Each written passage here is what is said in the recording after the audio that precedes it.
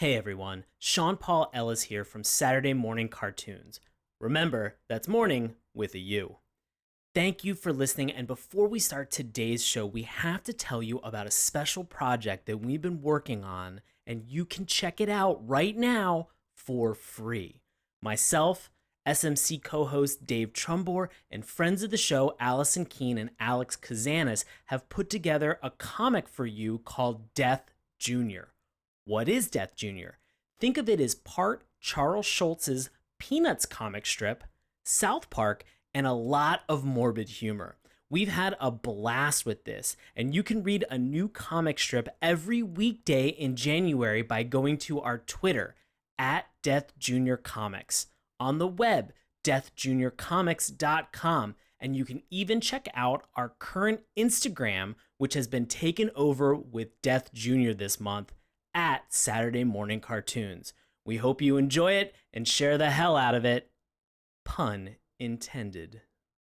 Hey everyone, Sean and Dave here from Saturday Morning Cartoons. We cannot start this week's show, absolutely cannot start this week's show, until we thank the following people who went to patreon.com to sponsor this show. Derek Haynes, Alex Kazanis, Jack Connolly, Jonathan Renteria, Bill Elliot, Dixon, the wonderful Melanie Harker, Dr. Jason Woods, oh, the fantastic Allison Keene, the alright Jamal Newman, the so-so John Helter, Battle Mat Fitness, the wonderful David and the Trumbore, one and only Sean Paul Ellis. Hey, out there, if you guys want to be on this list or just want to know what's coming up next week on the show, check out patreon.com/Saturday Morning Cartoons for more details. And remember, that's morning with a U. Thank you so much for sponsoring us. Thank you so much for listening. And now, on with the show.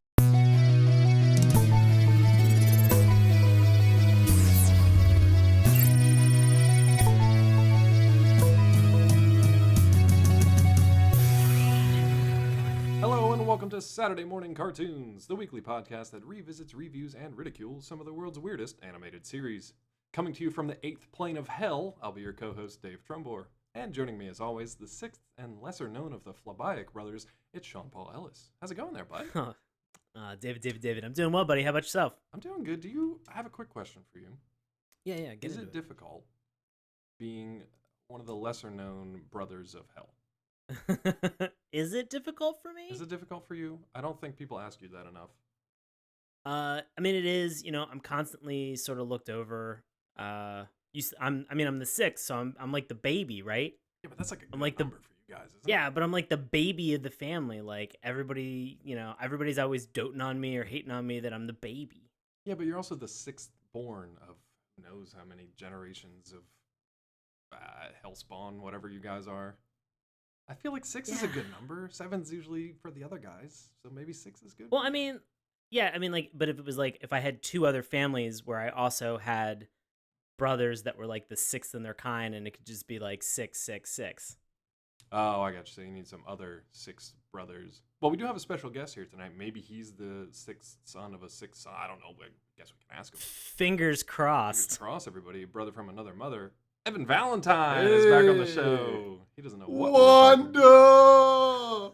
That's pretty good. Oh, no. Wanda!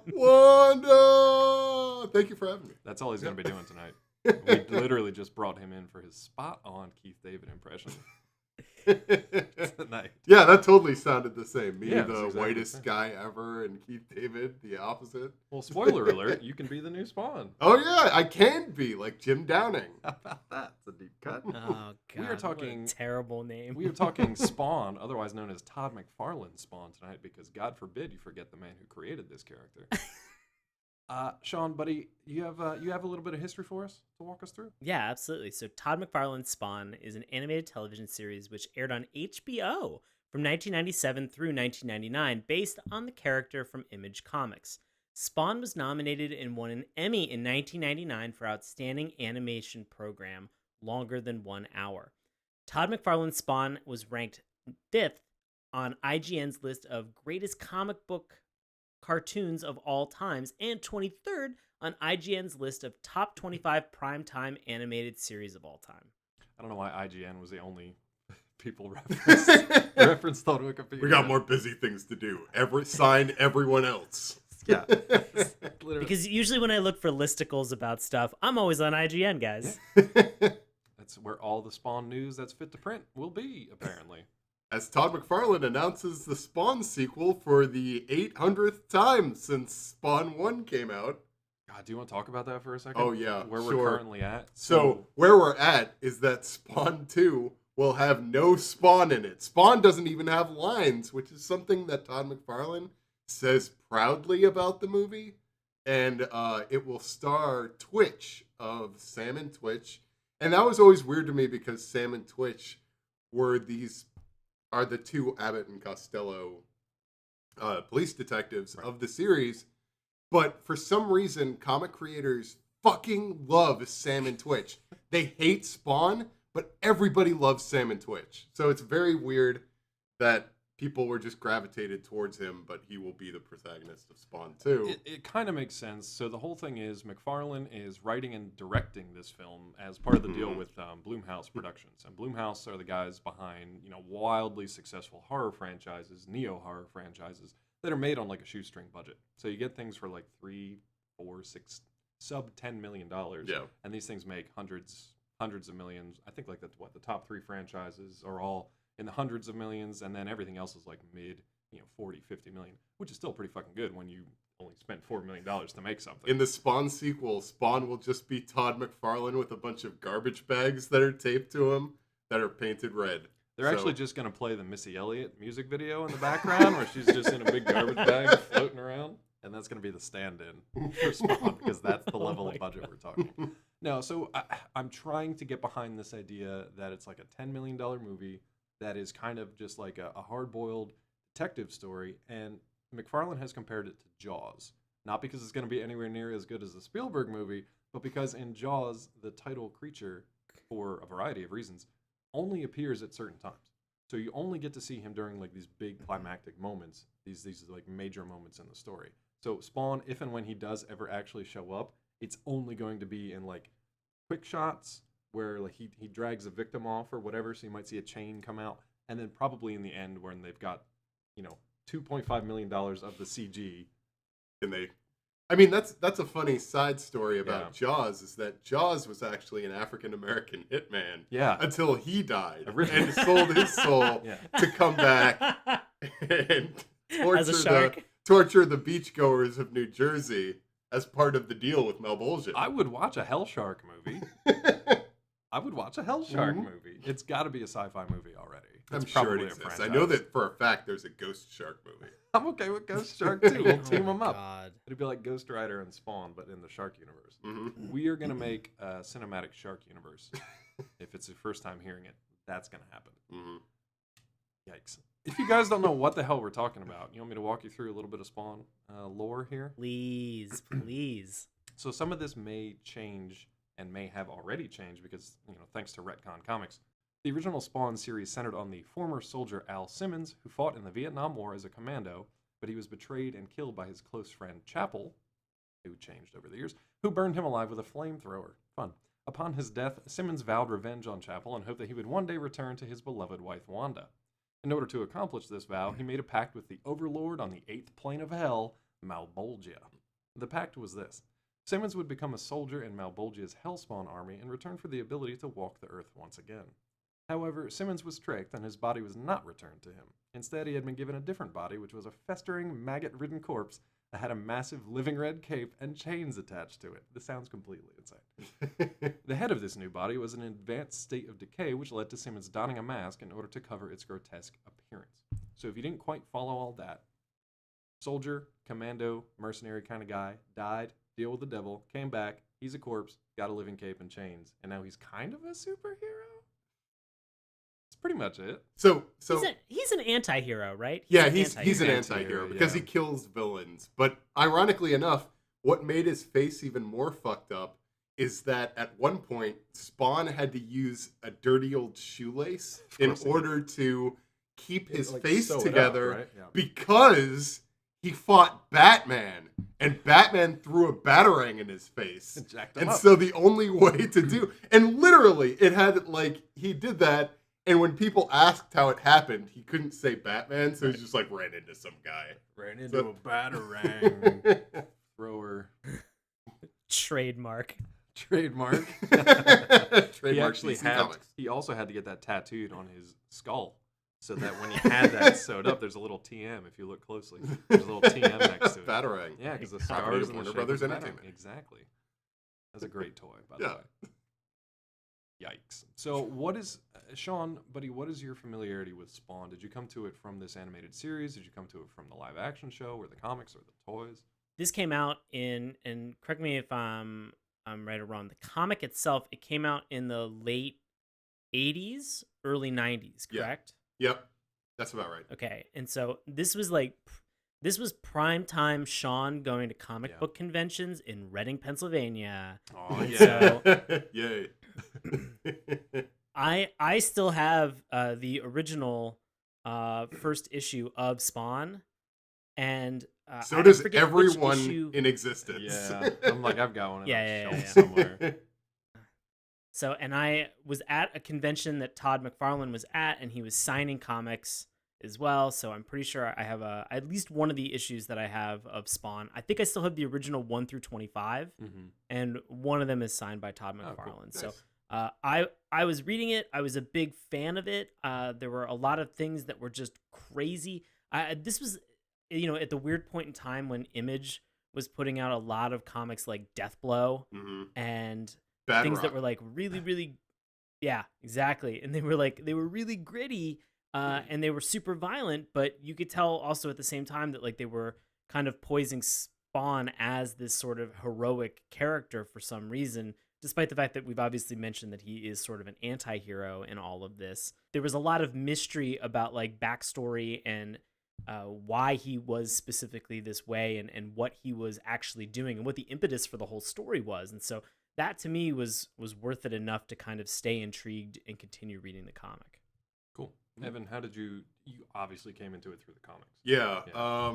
That was deep. That was right around the time of Clone Saga and Batman Nightfall. Yeah. And when everybody was when Marvel and DC were deconstructing all of their heroes, Todd McFarlane, having left Spider-Man, decided to create a character who is just Spider-Man and Batman put together, essentially, while giving him Plus an entirely new, a little and some venom in there.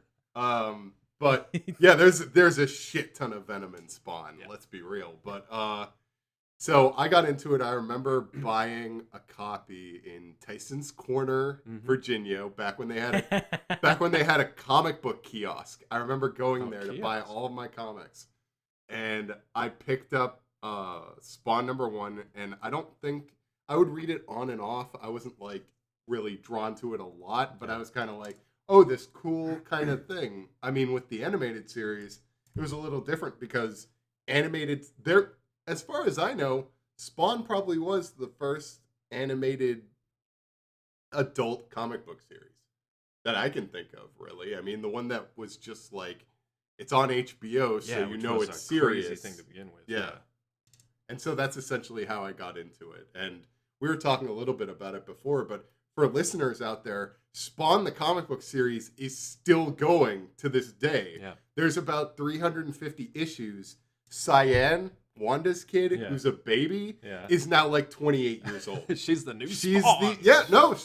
She has powers. And of course she does. Spawn is like her guardian and everything, and like that's where the series has gone and everything. Gotcha. So, yeah, man. Dreamscape Comics for me. I don't know if I picked this up on the rack because we would just like pop in there every once in a while, or if one of my parents misguidedly brought one of these home.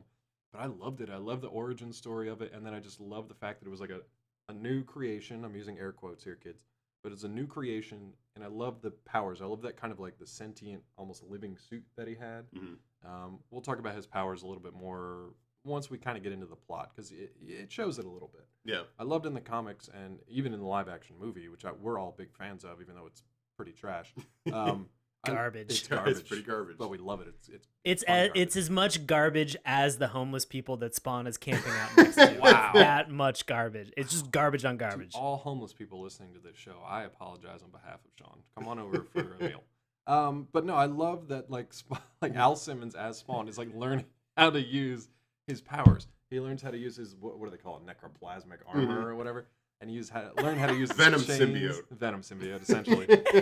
But what a cool visual, man, to see like this. It is really massive billowing. And cape. even the movie got that right. Oh, they did because the great. movie actually had scenes where the cape was so big. Yeah. Like where he was standing on the roof and the cape was blowing in the cape. wind. Yeah. And it was hitting another building that was like all cape. 4 blocks away. And I loved it because there were always like almost like pieces of it could almost like float away and disintegrate, and it was like doesn't matter. It's just like this living entity. There was just something cool about the design and something interesting that he really tapped into there, and apparently it's like you said, still going. So. So we got the comics, we got the R-rated adult animated adaptation on HBO, which is crazy, and still probably the best adaptation because we also got that live-action movie, not so great. We will be getting another one, maybe sometime soon. So keep your eyes peeled for that. 1997 was a really huge year if you were a Spawn fan because of the fact that you had the animated series starting and you had the live-action movie in theaters. Oh, did the movie and the animated series that came out the same year? At the same time? Same year, 1997. I remember dragging. My dad took me to that. I dragged my dad to it, and I remember feeling so embarrassed when we were walking. I didn't know anything different. I thought it was great. I was like, oh, God, I'm so embarrassed. I was like 13. Yeah, I didn't know any different. I'm like, that was fucking great, wasn't it? He was probably like, I like the part where the guy died, I guess. Remember when John Leguizamo was in the cheerleader costume? Oh, don't remind me. How can you forget the? How can you forget? Get with the fucking program. Listeners out there, if this we weird start whispering, we are going. If you hear whispering at random times, you're not hallucinating. We're just talking to you telepathically. So we're actually in your mind at that point because that's how the children of hell communicates. There it is. So that's how we communicate as children of hell, as the sixth brothers of hell. Apparently. Let's jump into this tonight with the theme song. And I would love to actually talk about a theme song, but we have 3 layers of introduction to get to before we even get to quote-unquote a theme song. This isn't really an intro to the show specifically, but this for me, watching HBO, especially because I wasn't really supposed to be watching it at this point in time and at this time of night and this particular programming, that static hiss with the HBO logo that comes up was always like, oh my God, that's like a nostalgia trigger. Spawn the animated series and Tales from the Crypt. Yeah, those ones specifically having that thing come on is just such a it's a great logo. That noise was always like, I might see a boob. Yeah, that was 100% because it was like 11. Spawn was like 100% might see a boobs. It was 100% boobs. I mean, I'd come back from hell for that though. To be honest with you. So yeah, I just wanted to mention that logo because much like the MTV logo, the Nickelodeon logo, the HBO intro, it was a good stinger, and now it's still a good nostalgia bump. What's not so great is how they decided to introduce each episode of the animated series. Todd McFarlane Spawn.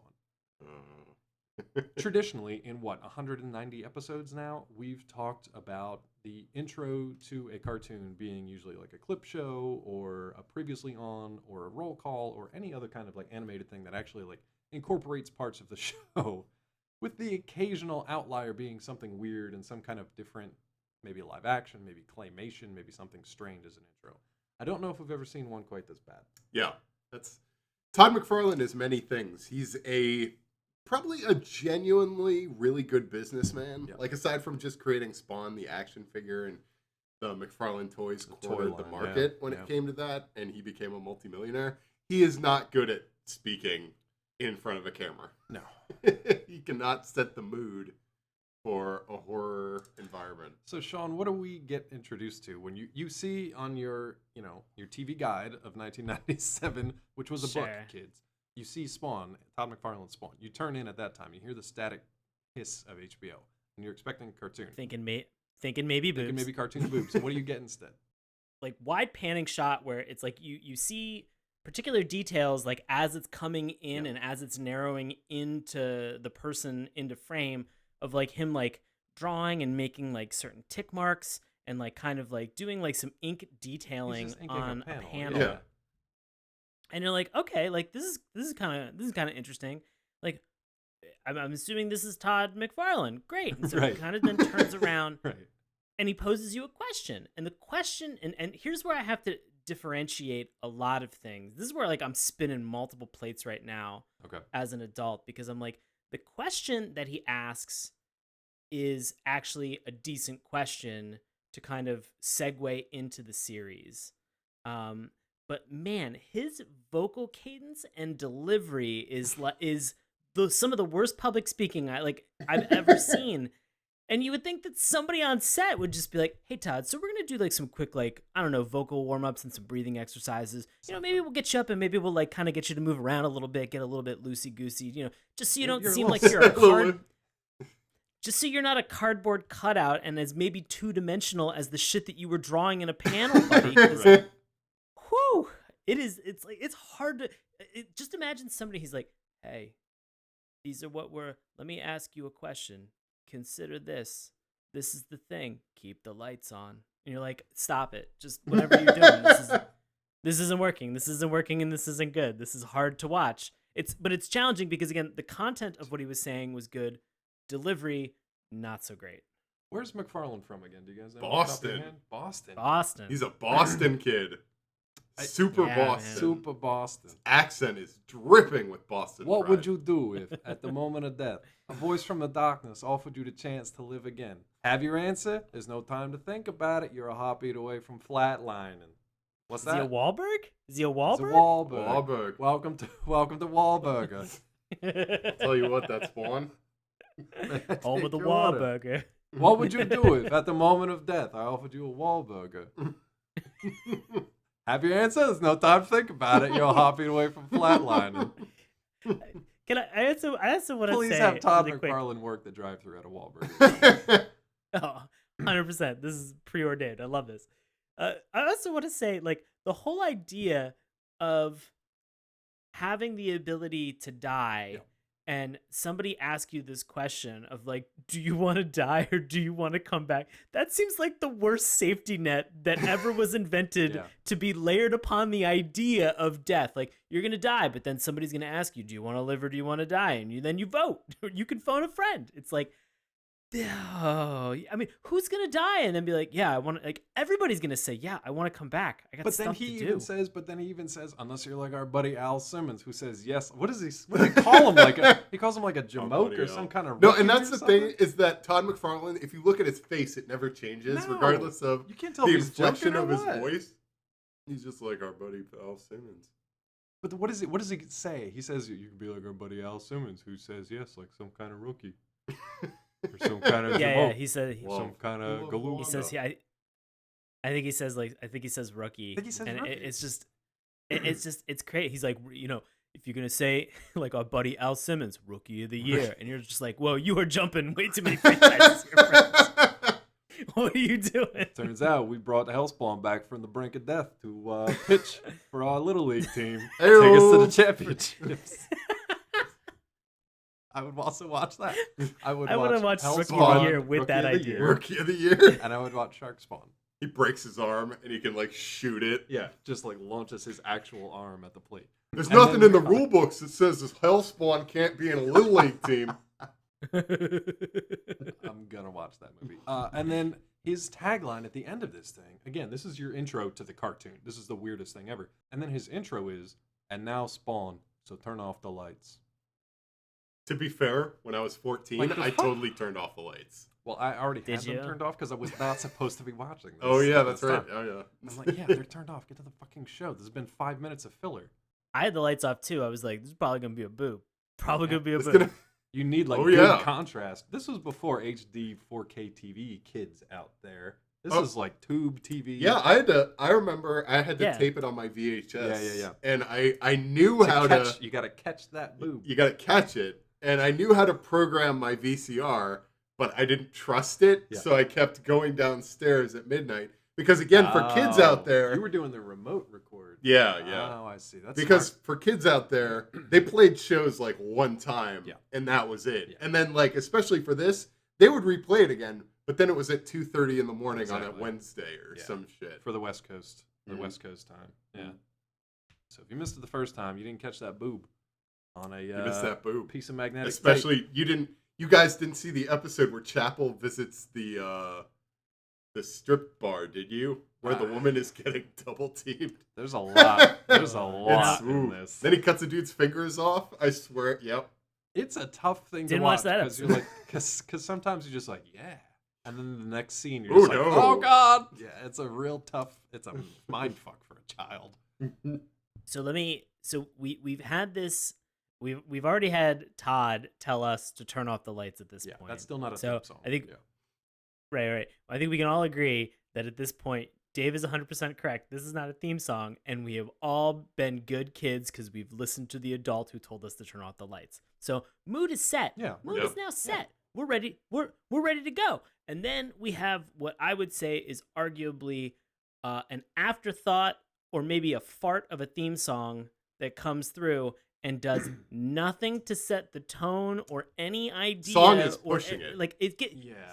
Yeah, song is like saying that hitting like the defined. demo button on a Casio keyboard is a song. Or just like randomly hitting different keys on that keyboard at different. This Just again minor keys. This again must have been Todd McFarlane being like, "What's spooky? What can we put in there?" He that's literally spooky?" just looked on the Casio So- and looked for the spooky button and just and the pushed spooky that. spooky images. Oh, spooky. I didn't mind the images though. Go ahead. This is my question that I have for the both of you is this theme song, I feel like the tone and the idea of it is like almost like Halloween. Yeah. It feels like it's trying to force Yeah. this like October spookiness into what's happening. The challenge that I have is that coming from the point of the comic books, like Halloween is maybe like a small component of the whole Spawn idea. And so, like, was it so mismatched for you? Because I felt like I was almost being sold on just like Jack Skellington going to like Pumpkin Town, kind of an intro, and then it was like, no, like Spawn is Spawn. Like he's creepy, hanging out in a back alley, instinctually fighting justice for some reason that he can't quite describe yet in his brain. Like, there's no part of that screams like Halloween or trick or treat or anything. Like. Was it as much of a tonal mismatch for me as it was for you guys? Well, if you look at it from the perspective of like us reading the comics and basically because Spawn the comics, if nothing else, was not subtle. There was no subtlety to be found. You look at a picture of Overkill or Cygor or the Freak or the Redeemer or any one of those fucking villains that Spawn had in his rogues gallery, and they had like 18 million belts. Yeah. And like Spawn used to have Belts and remember when pouches were big Spawn in the got a 90s. new costume and one of his legs just looked like he had stepped into one of those orange cones? Yes. Where he had all the It's just spikes wrapped. where you had all the spikes around him. Like, and Todd McFarlane was like, "This is gonna fucking kick ass, bro." Like, that's exactly how he came up with that Now design. turn off the lights. Now turn off the lights. now do it in a Boston accent. No, but essentially, like, I feel like, yeah, for the comics, it kind of was like, what the fuck is this? But for what they were going for with the series of having much more of a true to life horror slant, Yeah. I thought it kind of worked. And like, truth be told, in watching these episodes again, because before I came here, I watched like the first season again. They're very horrific. You guys didn't even see the episode where there's the priest with the grenade belt. Nope. Oh man, that was a doozy. That was a humdinger. But yeah, so essentially, I think it kind of that intro worked in the idea of it got you kind of like, I remember watching that and being a little freaked out. That was the thing for me. It was effectively creepy, and it was that kind of time of night. Yeah. Like he says, like turn off the lights, and then everything. It's pitch black. Like the credit sequence to open this thing up is pitch black, except for created by, written by, artwork by. It's weird. It's not quite the same, and you get like the atonal kind of minor keys, so there is no real music to put to it. But every once in a while, you'll get like chain flash across the screen, or like a flash of like green light, or an eye, Cape. or a cape, or fire. And then out of nowhere, it's just like, if you've never seen this before, if you've never seen this before and had no clue what the comic was about, all of a sudden it's just like this burnt corpse of a man on fire and screaming at the top of his lungs. You're like, oh, this is a thing. So for me, it was creepy and not super memorable. for any of the reasons we ever talk about theme songs, but it kind of tried to set the tone, I think. I'm on the fence about that one. It was fine, but it's not super memorable. Yeah. You want to move on to animation style? We've talked about this a little bit versus the comics. I think there's some interesting influences going on here. Yeah. I don't know if they're budget-saving measures or going for tone like we were just talking about with sort of a horror thing, or if it was just the style they wanted to go for. But Sean, what jumped out at you about the particular animation style of this series? The thing that really jumped out at me was the use of light. Yeah. Mm-hmm. They do light and shadow. They do a lot within light and shadow to sort of show like a single quick frame of action or violence that's taking place so that they don't actually have to animate it. And then you can also see usually somebody else's reaction when that action is taking place. So it's great because you get to see that person's reaction and impression, but you kind of get to see a silhouette of somebody like in like a red light or in like a yellow light back over top of that person's face or on like the wall that's behind them. So I think that they did a really good job with that. What about you, from the translation from the comics to Yeah, screen? kind of as Sean was mentioning. I mean, really with the colors and everything, like that first opening scene with the reporters in the alleyway where everybody is just in a gray tone and there's no color whatsoever. That works surprisingly well because it shows kind of like whatever the starkness of the world. And in the comic books, it's like Spawn was colorful. Yeah. You saw everything, but it worked so much better in the animated series because when he first shows up and you see the outline of the cape and he's looming over everybody, he's like 12 feet tall and his chains and his costume is hissing kind of and everything. It's like a lot. It just makes for, and the green eyes and the darkness, it makes for a very cool, like, and they don't do it for everything. Like, they have the scenes where he's walking around in the daytime later on in that episode where everything's in color. And It all might that as crap. well have been an X-Men episode. Yeah, it might as well. Yeah. Honestly, it did kind of look like X-Men animation, that part. But no, and they do it a number of times throughout the first season. Yep. Is just they have really cool backdrops and just the gradency and all that stuff just works really well. And it did remind me of Batman the Animated Series 100%. with that same kind of thing. Yeah, to a point, like very atmospheric. I think is kind of what we're talking about here. The atmosphere, especially because a lot of things are set in like back alleys. Wasn't it called Bum Alley? Is that what they called it? Oh, what was it called? Because it wasn't Crime Alley. That Rat was Alley, was it? Rat Alley. Okay. Rat Alley. Was it? No, what was it? Hobo Hobo Alley. Alley. One of those Hobo things. It might have Junction. been Rat Town. Vagrant Lane. Rat Town. Vaping Vagrants, is that what you said? So Vaping Vagrants. Vaping Vagrants. Isn't that one of the 12 Days of Christmas? So I love that they set up like the atmospheric things, these deep, dark shadows to the point of being like pitch black. And it would take up, 60%, 90% of a scene. But the thing that the light was shining on, like Sean mentioned, even if it was very thin, kind of like gray, almost watery light, that was where your focus was drawn. And it was a really masterfully done bit of direction as far as like directing each scene and showing you what they wanted you to see and nothing else. Like there's nothing else to see. But then when they showed some of the detail work of like even in an alley, you could see the stonework and the brickwork and the trash and the refuse laying around and the trash cans all dented and banged up and the rats were like really gnarly looking. Yeah. And Clown kills one. and Clown is great. So Clown's good. Evan already mentioned like the bright green eyes that Spawn has and the bright kind of crimson cloak that he has and his gauntlets and everything. That really sets a contrast against this kind of drab backdrop. But Clown also has kind of he's kind of got like a blue-gray tone to a lot of him and kind of like they're not really like earthy tones, but it's almost like the coloration of like a bloated corpse.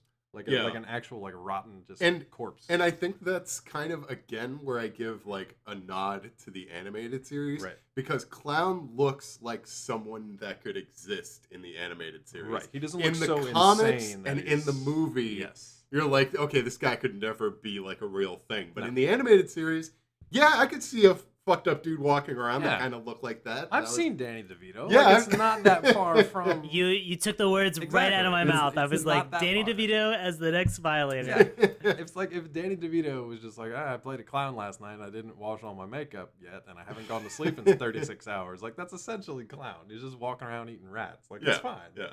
But no, I loved it. I love the animation style. It's like a slightly more mature Batman or X-Men.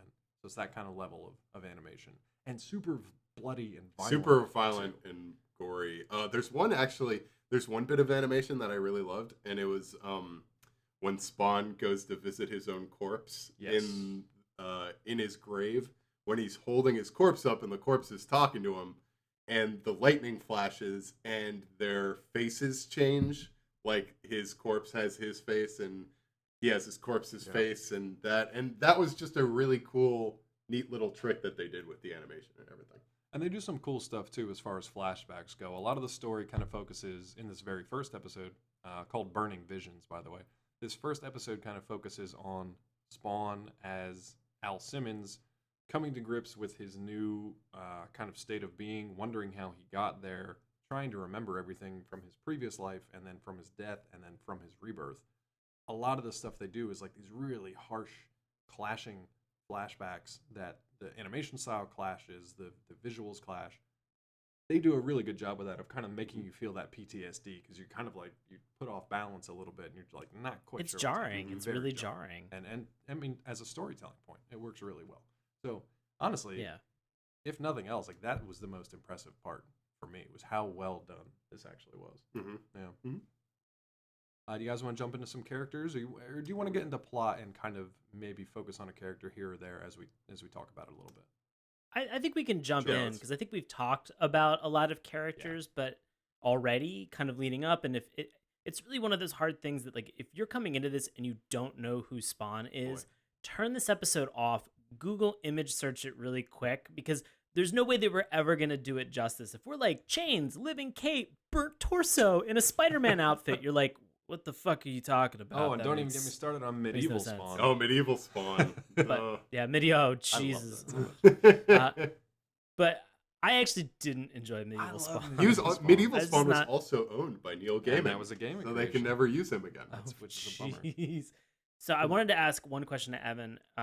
Was there a particular character from the series that you're familiar with, however over the top or underrated that character might be, that we didn't see or that you don't remember from the animated series but existed in the comic book, so that if somebody's like, this is how batshit insane Spawn is, you should go Google image search this character? And we've talked about a couple like Cygor, Kilgore, some of these other characters.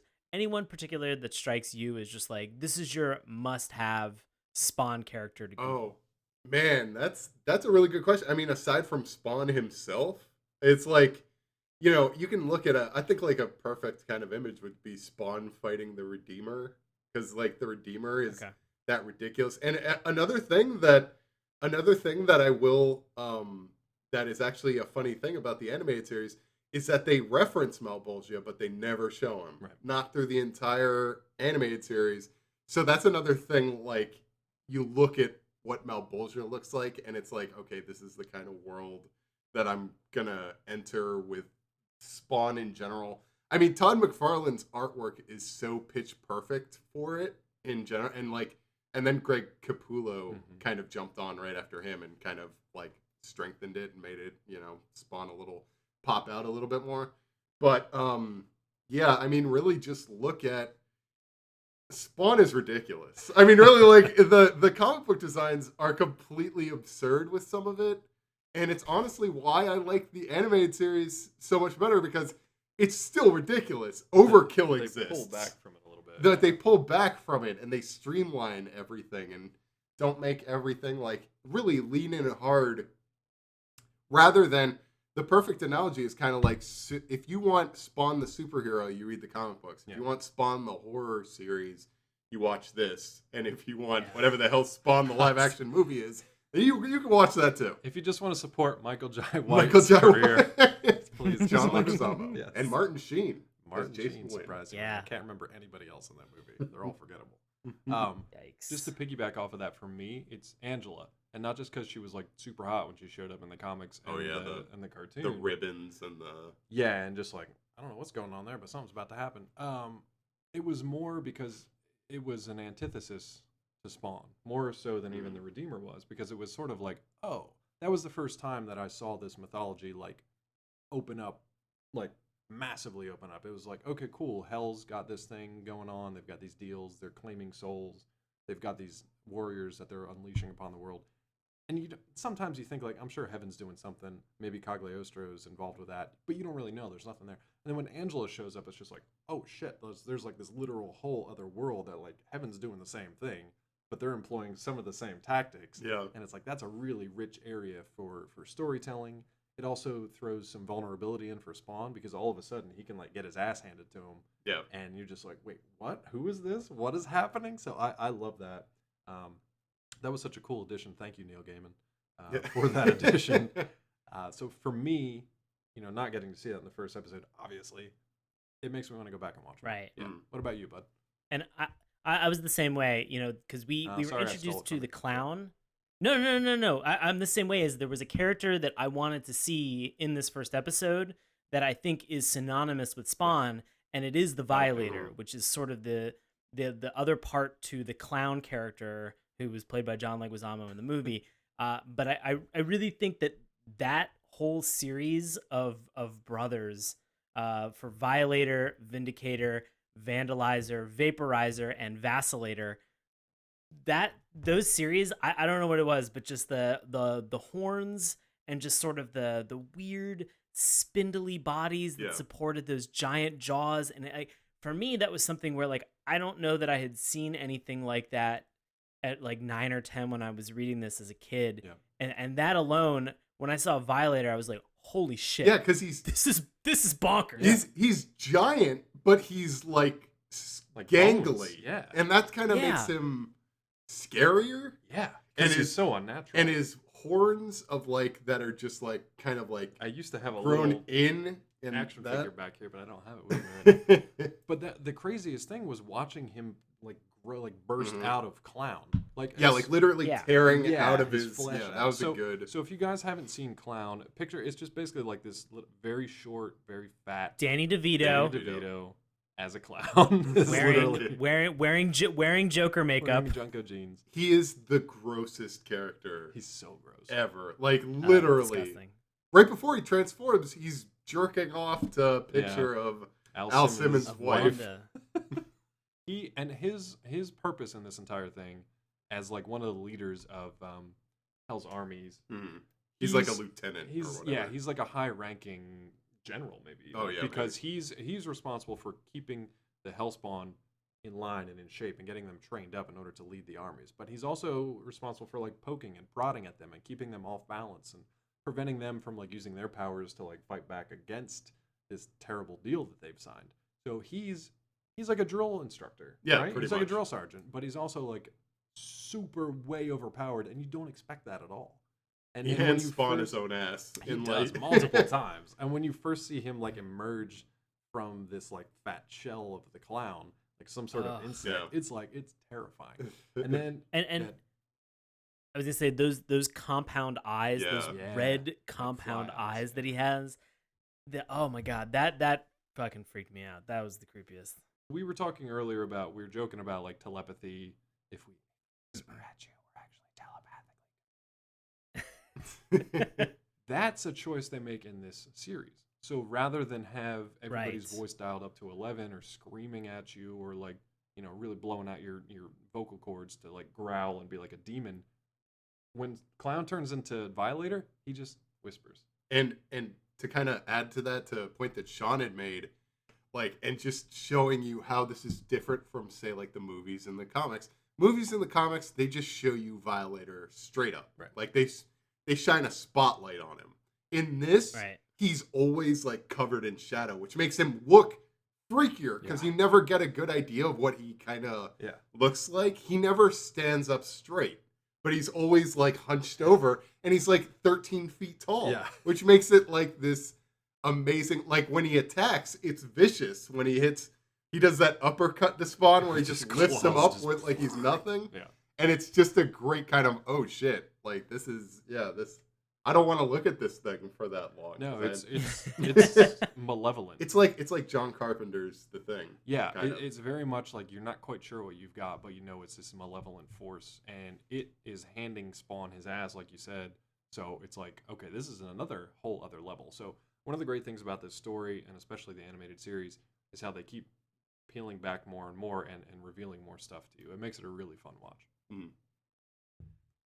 What was it about Agreed. What was it about his intro in this episode that you thought, I don't know, was there anything about his introduction that kind of caught your eye, or the way that they presented it, or the angle that they chose to go with this? With the intro of Spawn in general? In this episode. So yeah, we've been talking a lot about the more like, Angela and Violator, and really a thing that Spawn does so well, aside from just that, is present all this true to life, really like the politics and the government of Jason Wynn, and the politician who's covering for his pedophile son. And when you're watching this in the past, it seems kind of ridiculous. Yeah, well. But now, I kind of want the government of Jason Wynn. No, but I just want a hell spawn. I want a hell spawn. No, but essentially, like, it is a good. The first season has a conspiracy to it.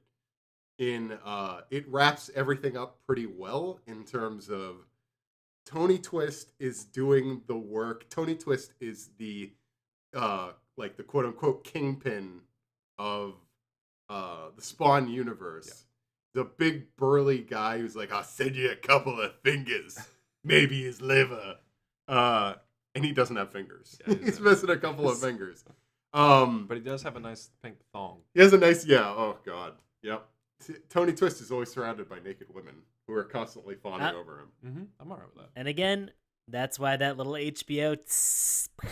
Yep. Knew it was gonna happen, guys. Knew it was gonna happen. Record? Yeah. But it does well in terms of the world. Like, the world of Spawn is shit. Like, from all aspects of, like, even if for the richest of the people, and the fact that Spawn.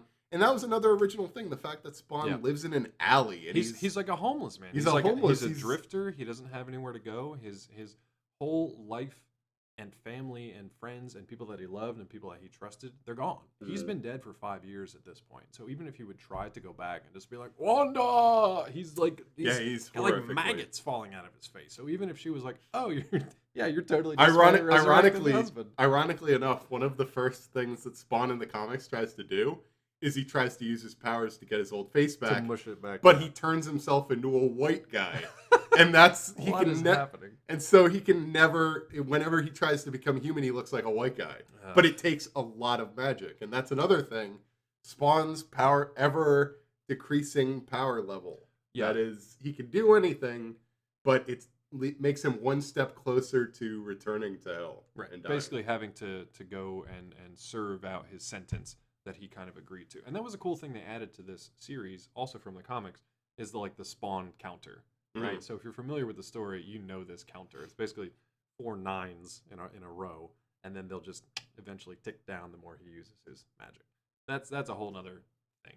But what are we talking about? So what I it's like Justin Timberlake in that movie In Time. It's exactly like just like that. Yep, Justin Timberlake with powers is from hell, but with hell powers. Yeah, hell powers. Justin Timberlake with hell powers. Same thing. No, but what I loved about it was that they did not just Spawn right out of the gates. Wasn't fighting like another super villain, or he wasn't fighting some like angel or some other like minion of hell or anything like that. Fighting a government conspiracy. Well, even before that, he doesn't even know that he's taking out crooked cops. He's taking out gangsters, and he's attempting to protect the innocent. Even though you get a really good introduction to the tone of this animated series when essentially, real quick, in the beginning, 2 reporters go in this like really dingy, dangerous back alley to meet up with an informant.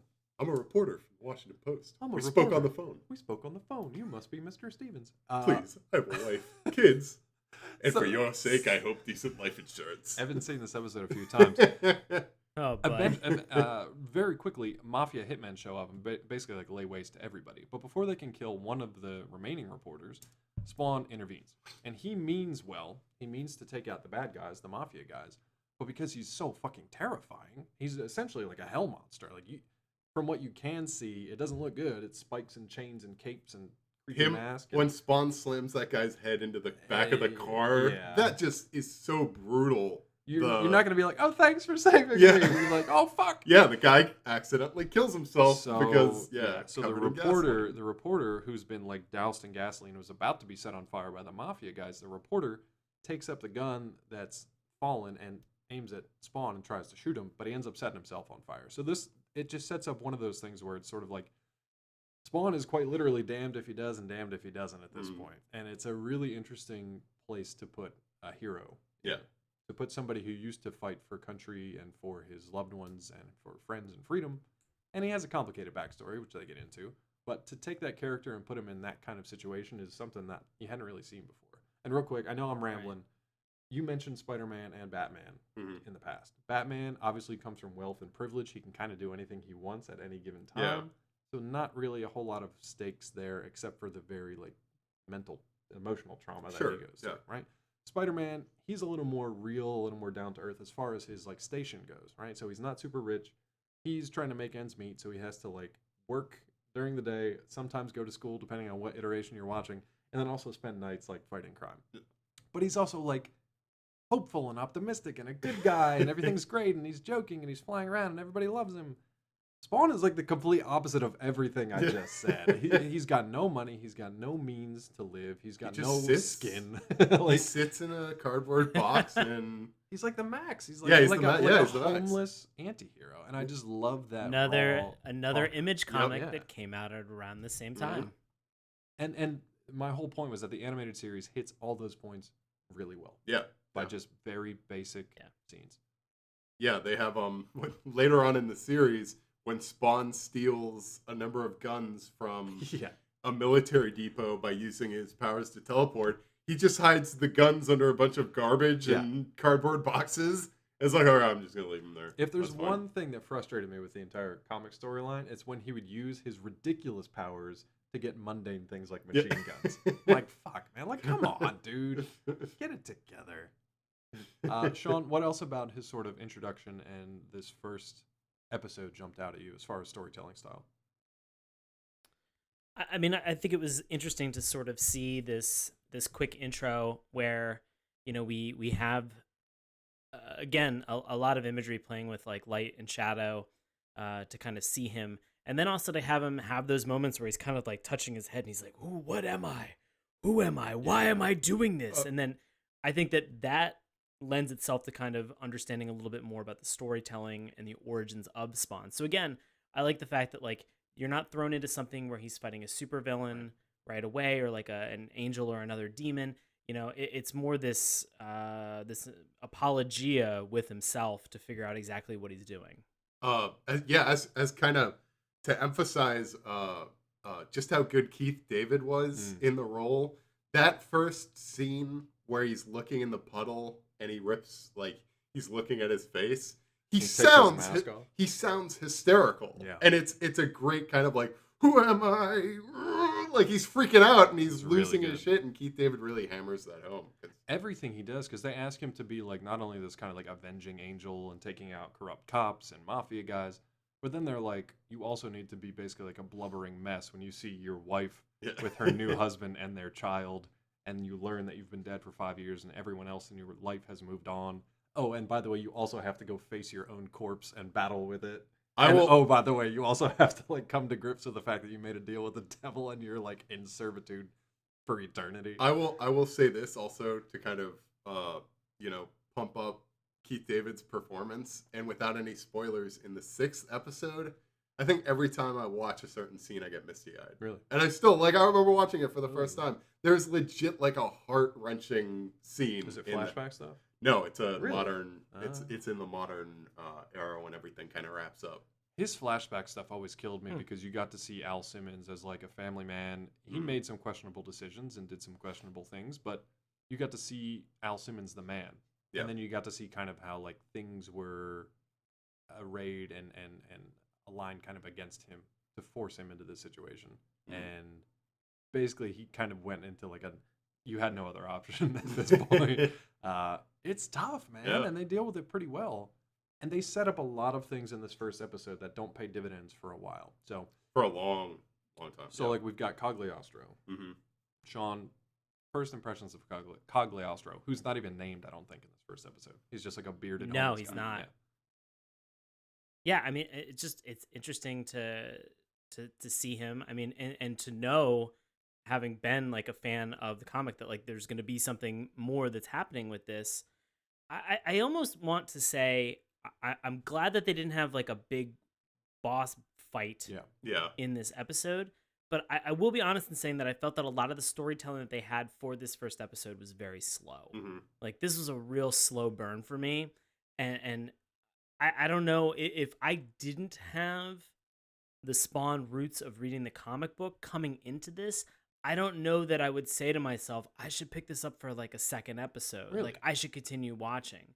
Yeah, because I mean, like, this whole episode was him fighting people in an alley, him like fighting his own corpse, him fighting more guys in an alley, a phone call between two guys where like some guys just like, I'll send you some fingers, and then like maybe a couple and then they're like, fingers. and then they're back in an alley, and like that's the whole episode. Mhm. And like there's some conflict, and there, which Evan has alluded to with sort of the conspiracy aspect of this, and sort of these mobs and these people that are doing these things, and like and it's important, but you know, just in terms of, I guess, like, this show in this first episode asks more questions than it does actually give answers. Sure.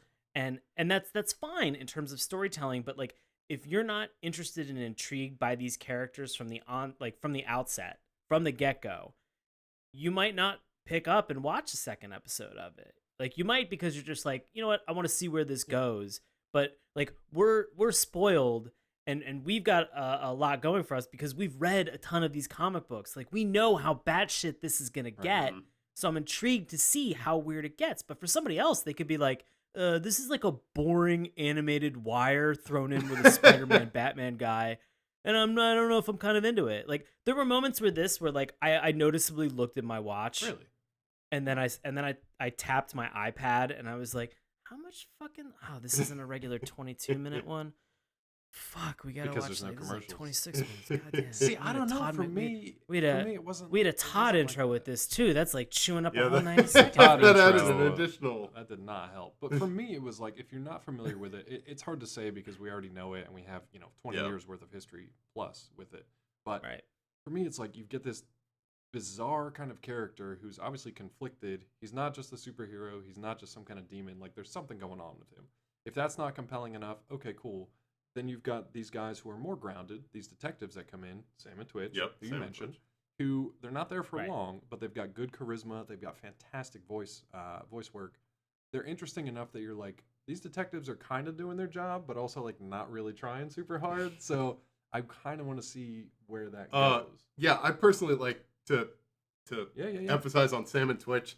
Sam and Twitch are the comic book characters that I think everybody in the comic book community gravitates to. Yeah. Like, in terms of writers and creators, Yeah. people are like, "Oh, fuck Spawn," but Sam and Twitch, It's that's 'cause where everything it's at. else is so insane. Because These are, everything like, else two is insane. everymen. Yeah. But when you look at Sam and Twitch's characters, they're essentially Abbott and Costello Yeah. if they were detectives, New York City yeah, detectives. like hard-boiled But stuff. the funny thing is that, so Twitch is essentially the straight-laced, he's by the book. Twitch has like 4 doctorates, and this is going into his origin. He has 4 doctorates. He's married to a supermodel, and he has, I shit you not, like 13 kids. And so Twitch is like, his wife is constantly, Nice. yeah, I know, he's doing pretty well for himself. His wife is constantly like, why do you have to be a detective? And he's like, because it's just my calling, and who else would watch Sam, kind of thing. And Sam, meanwhile, is like morbidly obese. He's a mess. He's a mess. He's talking about, his introduction is essentially like, Jesus Christ, a couple of hitmen in the alley. Get me 2 dozen donuts. And no, Twitch says Twitch asked him. He goes 2 dozen. He goes, a dozen. Half Don't that. you know I'm on a I'm diet? on a diet. Then, Then- as he's smoking his In cigar. a later episode, Sam is sitting at his desk and he's putting out cigarettes into his cup of coffee.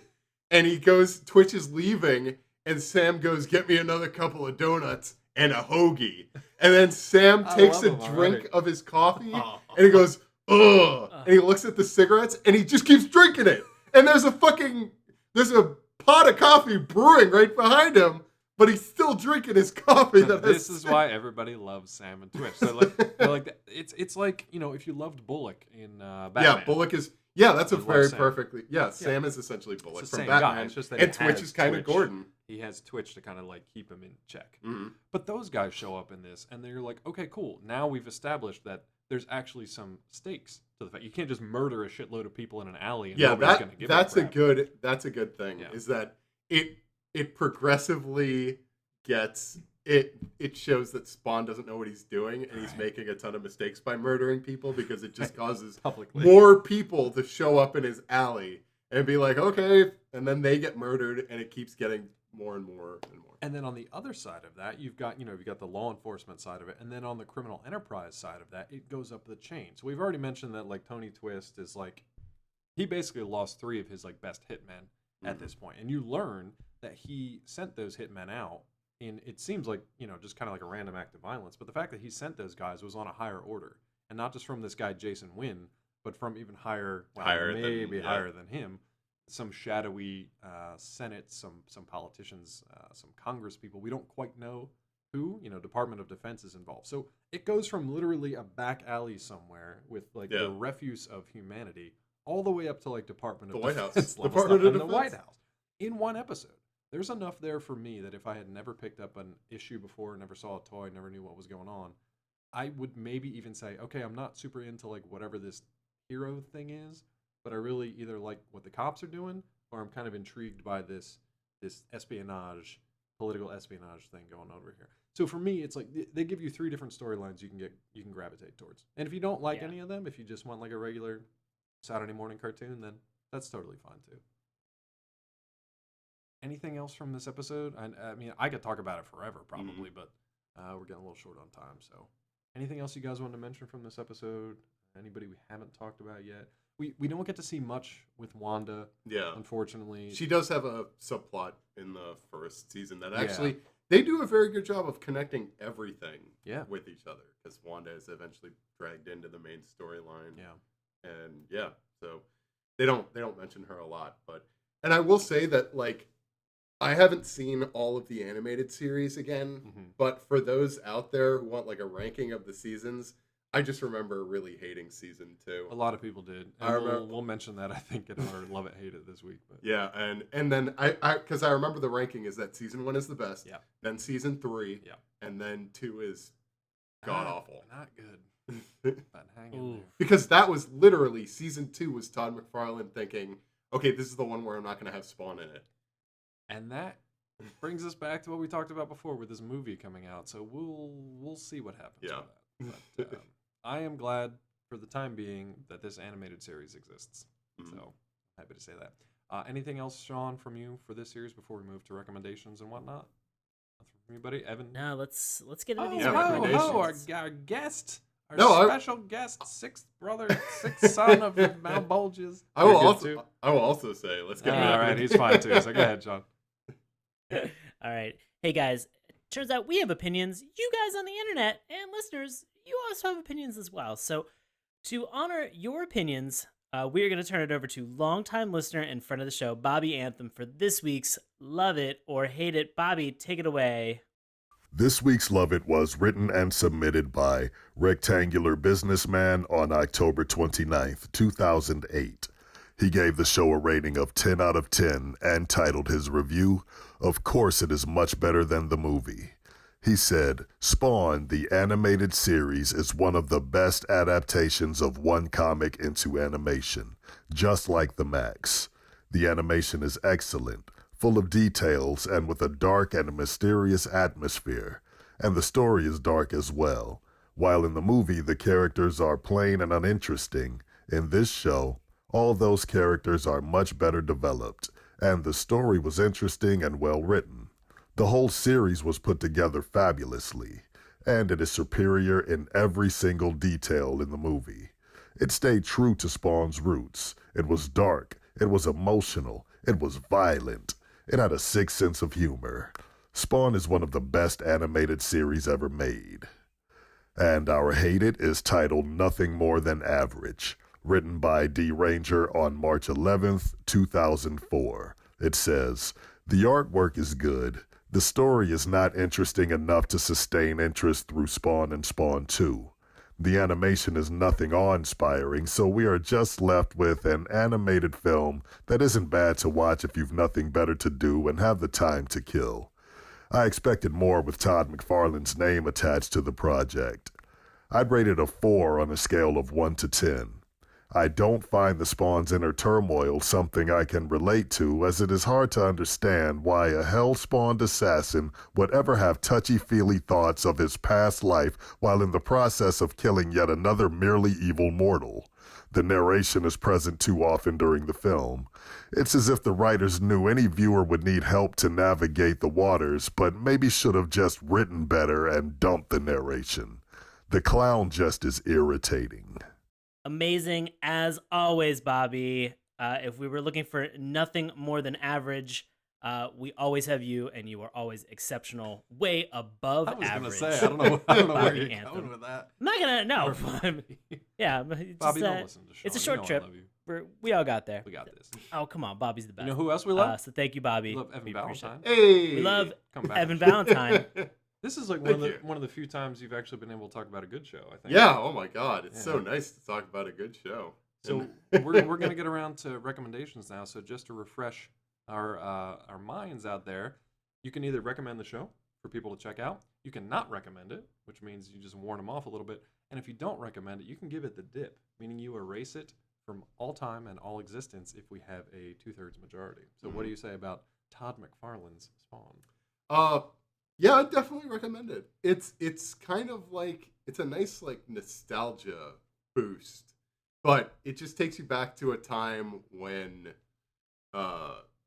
HBO was really doing. I mean, and they still. I mean, they've become a very worthwhile, viable TV channel with Sure. Game of Thrones, with Sure. Westworld, etc., etc. But with this, you could kind of step back to a time when they were more smut peddlers. And they had I love it. they had like Spawn the animated series. I'm gonna forward that to their PR person that I'm in contact You with. could really do They're that. gonna love that. So like Spawn the animated series, Tales from the Crypt, Dream On, Yeah. Spicy City. Remember The that one? edgy stuff. Remember the animated series What was it? Spicy City or whatever?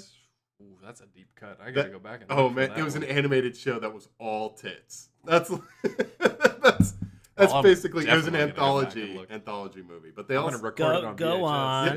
Yeah. Go on. But yeah, no, it's Spawn still holds up. I mean, really, the animation is worth seeing for itself. Voice actors are great. Oh, they're great. Honestly, there like wasn't really. I would say that like it is ridiculous in how violent. It's like that kind of violent that's like, okay, this is getting a little absurd. Yeah. Like at one point, Spawn rips a guy's arm off. I can think of like 3 times when arms are ripped off Yeah. in this first season alone. Yeah. And in that respect, it's like, okay, this is still a byproduct of the 90s Yes. and everything, but Hyper violence. yeah, it's a nice like visit to that time again. But yeah, Spawn is worth your while. Don't be scared by the comics or the live action Or the live action movie. movie. Yeah, so for all you kids born since 2000, on head Amazon over to- Prime and on through HBO and YouTube as well. and YouTube you can find it. Sean, what about you, buddy? Do you recommend this one? Well, before I do that, I'm going to say if people are also interested in going back and listening to other recommendations that Evan has made, True. Yeah. you can check out episode 160 where he talked about Berserk, 154 where he talked about Ultra Force, 111 where he talks about Wildcats, and episode 75 where he talks about X-Men. Holy Oh. crap, you've been on a lot. Yeah, did I do one before then? I don't know. No, I don't think so. I'm We actually were not still sure. in the closet at that point. I did X-Men. That was a good show. I'm gonna recommend this. I think I'm gonna recommend this because despite my conjecture saying that I don't know, I feel like there could have been some additional oomph put into the story for the first episode. I'm still kind of intrigued to see where this goes, and because I have the past and the history with Spawn, I'm kind of curious to see some of the bananas stuff that's going to happen. Plus, I know that I mentioned that it's not in this first episode, but if you can seek out the clip where the clown Yeah, turns into the that's a Violator great for the first intro. time Yeah. in the series. And I know it's out there because Dave sent it to me tonight before we started watching. It is worthwhile, and it is bonkers to see. So, but I love the idea that this is definitely back in the time when HBO used to when HBO used to peddle smut. And yeah, I mean, and there was a boob in this, so they were able to follow through on There were like that 5 promise. boobs. So There's I no. love it. Oh my God! In the So like a later bunch of boobs. episodes, 5 woo, boobs. there's some. I love an odd number of boobs in an animated show. And to Sean's point, before I give my recommendation away, this was later released, I think, on DVD Yeah. in movies, right? There were I remember buying the DVD, and it was in those cases that was the. It didn't open like this. It opened where you had the thing that slipped over the front that clicked the into little, place. yeah, the little yeah. The chintzy- clasp. Yeah, Yeah, the little clasp. That's how early this DVD came out. Yeah. I remember it being We one of the hadn't first. mastered plastic manipulations yet. Yeah, That's you how had to old it is. play more episodes by flipping the DVD. Yeah. over. You had to flip them 2 sides. Didn't they put them together though? They packaged them like as movies, right? They packaged them as like TV specials or movies. In yeah, like an hour and a half or 2 hours. Yeah, essentially. Like now, Yeah. right now, if you wanted to buy the DVDs, they're like $2 a season. Nice. They're really like you can pick them up for practically nothing. They aren't on Blu-ray. They have not been put on Blu-ray. Well, if his new movie does well, maybe they. Oh, shucks. yet. But are they on 4K? Are they on 4? Restoration? God no. Oh Are man, they on virtual reality? I want to see those boobs in 4K. Come on, Todd McFarlane. The funny thing is, we're Yeah, talking. come on, Dave. Those boobs better be rendered to the pixel. 1080p. my friend. We're Let's talking go. so much about these animated boobs. They're actually the funniest damn things you've seen because they're like all perfectly like spherical to a point that it's just like, what the hell even is that? That's the weirdest thing I've ever.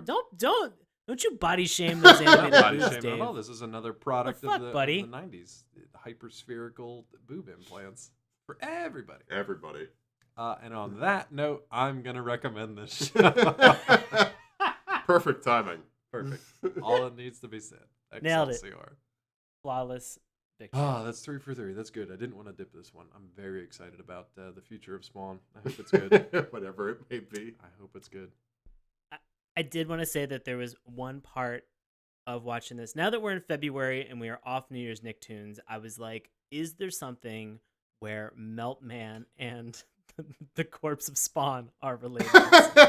Meltman sold his soul to the devil. We can, Yeah. if we ever do a Chuckamation version. I have some of the old Spawn toys back Oh, home. man. We can bring these guys together. Which Spawn toys do you have? Can't I have wait. Medieval, Can't wait. I have, I think, Classic, and definitely Violator. And I think that's it. That's all have. I can still remember when I would walk in with my parents into Suncoast. Oh, yeah. Remember Suncoast, Oh, hell Sean? yeah. And they had those McFarlane toys, and he had one where for a time McFarlane was like, "Yo, fairy tales, but dark," and he had all the Wizard of Oz characters God. in the most Yup. horrific fucking, like the lion's guts were spilling out, and he was this terrifying monster, and like Dorothy was in bondage, and she had a belt around her eyes, That sounds and I just right. had to like look at it when I was 13, and my parents were just like, "This." Not No, happening. this is not happening. Nope. We're not letting you watch that Spawn You'll thing. get a paper route. Yeah. It's like if you saw any of the artwork for American McGee's Yeah, Alice exactly. video game that had come out at that point, and then you were like, let's make it darker and sexier. Needs And you're like, this tits. is already pretty dark. This is already real dark, friend. Man, I still think McFarlane lives in the 90s. I don't Oh think yeah. he's ever Well, left. for sure. I mean, that was his most prosperous era. He's really. never left. We hope he never does. He made so much money that he bought the what was the baseball that he bought? Remember that when that Oh was my the God. big he bought Yeah. It's like a home run ball that Mark in the McGuire. World Series game. McGuire's? yeah, Oh, like yeah. it was Record-setting. his, and he paid a couple $1 million for it. Which is why he's coming back with a movie that's budgeted less than $10 million. Those McFarlane toys, woo, they're not selling. Hey, he's got Ooh. He's got the Walking Dead.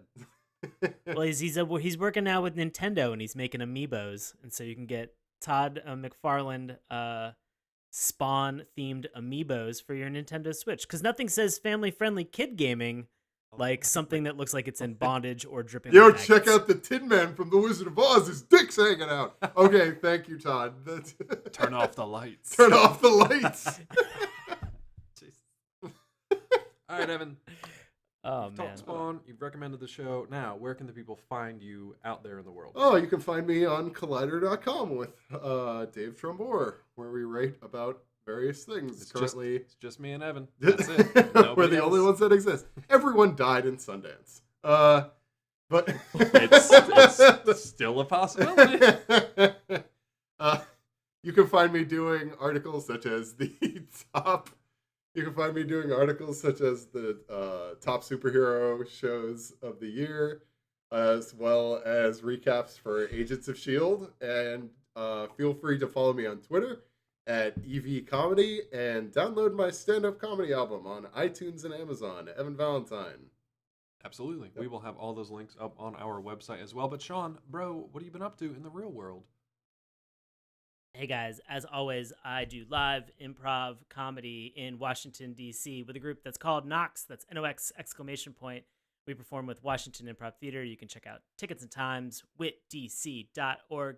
And I'm also on Twitter and Instagram at Sean Paul Ellis. You can find me on Twitter at Dr. Claw MD. You can also find me on Collider.com, as Evan previously mentioned, Nerdist.com, and DaveTrumbore.com. As for this little show right here, you can find us on our Patreon page. We'd love it if you'd head on over there and give us a look-see. Patreon.com/Saturday Morning Cartoons. Remember, that's morning with a U. You can also head on over to our website, SaturdayMorningCartoons.com. Follow along on Twitter at MorningToons. Check out Sean's handiwork on our Instagram page. Keep that conversation going on Facebook. Please don't do it on YouTube. You guys are terrible. But you can listen to a free audio podcast each and every week through YouTube, iTunes, Stitcher, and Google Play. And as always, send us an email, SaturdayMorningCartoons@gmail.com. Next week on this show, we're not going to talk Nicktoons, and that makes me super happy. Now, the exciting thing... I just wanted to see wait, is Spawn not a Nicktoon? It's not a Nicktoon, surprisingly. Not a Nicktoon, guys. The fun and exciting thing that we didn't mention at the beginning of the episode is that February is going to be dedicated to us having an opportunity and a chance to talk about some cartoons that we want to, as well as also some listener recommendations. And some special guests. Throughout the entire month of February, we're going to be picking up things that friends like Evan really wanted to watch with Spawn, clearly. And then we've got some other ones that are going to be exciting that are going to be really weird with some friends that we have from maybe another podcast. This sounds like a mystery with some other that friends. Maybe I need some evidence to solve. You know what? I'm going to be honest with you. I've watched a lot of that cartoon. I don't think they ever got a single piece of evidence. I think it was always just them running through a bunch of doors and then at the end pulling off a mask. Damn it. The science has failed me, Scooby. I wouldn't worry about it. Well, thanks for listening. We'll see you next time on Saturday Morning Cartoons. Thanks again to Evan for joining us. Yeah, thank you for your 5th or 6th or 7th maybe time. One of those. Oh my God! If it's the 6th time, ooh, we can break the first seal. I'm Tony Twist. See you next time. Hey everybody! Thanks a lot for listening to Saturday Morning Cartoons. Now, if you'll excuse me, I have to transform and roll out.